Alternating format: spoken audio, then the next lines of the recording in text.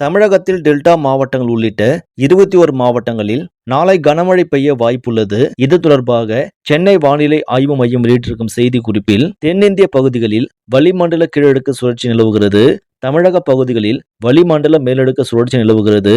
இதன் காரணமாக தமிழகத்தில் நாளை பெரும்பாலான இடங்களிலும், 19ஆம் தேதி ஒரு சில இடங்களிலும், செப்டம்பர் 20ஆம் தேதி முதல் 22ஆம் தேதி வரை வட தமிழகத்தில் ஒரு சில இடங்களிலும், தென் தமிழகத்தில் ஓரிரு இடங்களிலும், செப்டம்பர் 23ஆம் தேதி தமிழகத்தில் ஓரிரு இடங்களிலும் இடி மின்னலுடன் கூடிய லேசானது முதல் மிதமான மழை பெய்யக்கூடும்.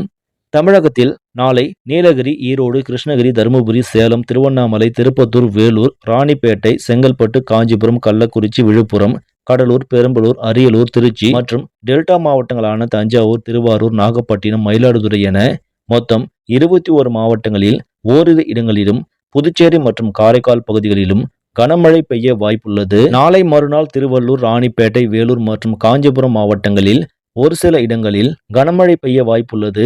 சென்னை மற்றும் புறநகர் பகுதிகளில் நாளை வானம் ஓரளவு மேகமூட்டத்துடன் காணப்படும். தென் தமிழக கடலோர பகுதிகள், மன்னார் வளைகுடா மற்றும் அதனை ஒட்டிய குமரி கடற்பகுதிகளில் நாளை முதல் செப்டம்பர் 20ஆம் தேதி வரை சூறாவளி காற்று மணிக்கு 40 முதல் 50 கிலோமீட்டர் வேகத்திலும், இடையிடையே 60 கிலோமீட்டர் வேகத்திலும் வீசக்கூடும்.